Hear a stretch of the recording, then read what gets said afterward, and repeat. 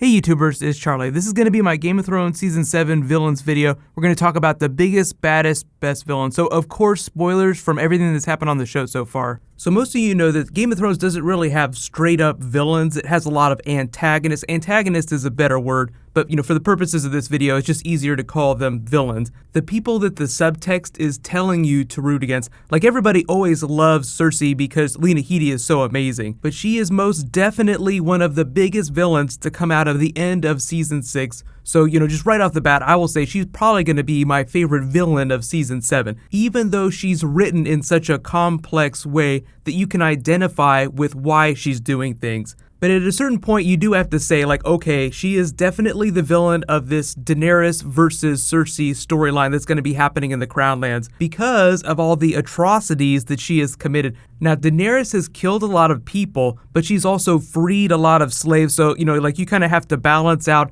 the bad things she does with the good things that she does and her intentions. What is it exactly that Cersei is fighting for? She killed a bunch of her own subjects. She wasn't killing enemies of the kingdom. She was killing people that were trying to kill her. So she was defending her own life. She was being very selfish. And as a consequence of that, Tommen ended up dying. Dan and Dave clarified that the subtext of that whole event that Tommen was just going crazy in his head and probably needed his mother to lead him through that. But then the realization that his mother was responsible for this and no one was there to be with him, to help him, just was too much for him. So he's just I can't handle this, I'm out, peace. So the counterpoint to that is actually when Cersei was still, bad person, but not really an antagonist, was the Blackwater episode, where she's sitting there with Tommen, clutching him, thinking that if they lose the battle, Stannis takes the Red Keep, she's going to commit assisted suicide with her and Tommen so that they can't be taken alive. So that's a very bad Cersei sympathetic moment. But where she's swirling her wine here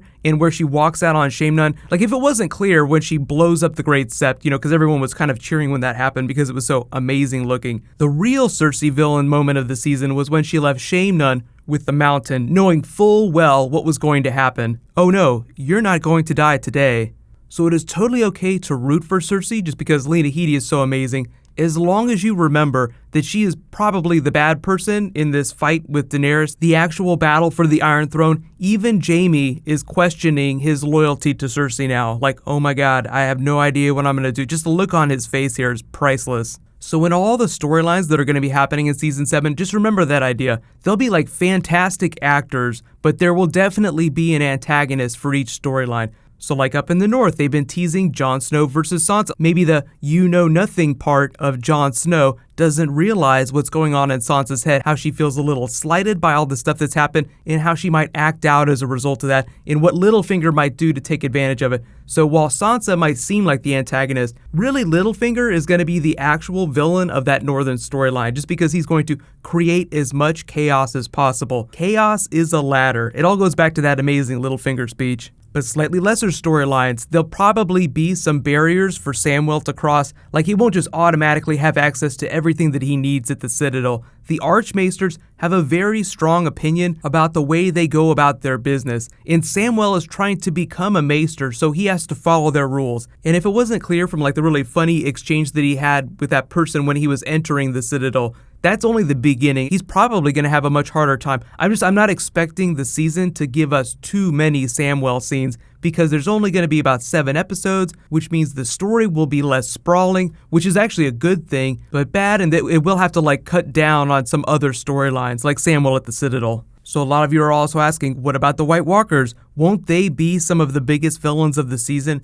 Well, the funny thing is the way Dan and Dave talk about them, they're well, they represent death in the narrative. We don't think of them as traditional villains, so you can kind of understand where they're coming from. The White Walkers are a force of nature, literally a force of nature, a force created by those who worship nature. So they're kind of more of an ethereal threat, and that's actually the way they've been using them in the story. I don't think they'll be actually physical antagonists where you have a big battle till the final season. So while I still kind of do think of them as villains, I don't think they're going to be villains in the sense that Cersei is a villain of Season 7. So they'll be there, but they're like the ticking clock villain. They're just there to remind you that death is slowly marching on and it cannot be stopped. The really fun part that I haven't mentioned that you were probably wondering about is what about Euron? I think he's going to be the surprise bitches Ramsay villain of Season 7.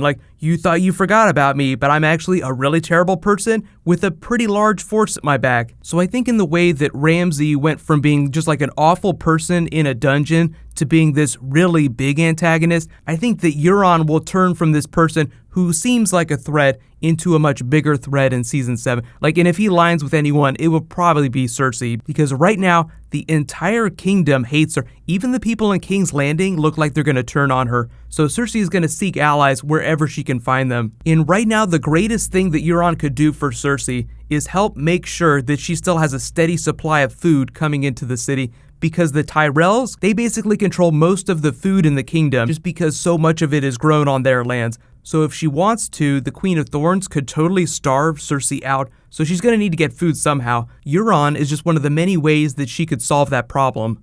But I know I haven't talked much about the East. There's still a lot of big forces in the East, but I think the show has largely come back to Westeros, so most of the storylines you see will take place in the Seven Kingdoms. Like I said, one of the benefits of the story being fewer episodes, as bad as that sounds, is that the story will be less sprawling, so I'm not expecting us to visit the East a whole lot.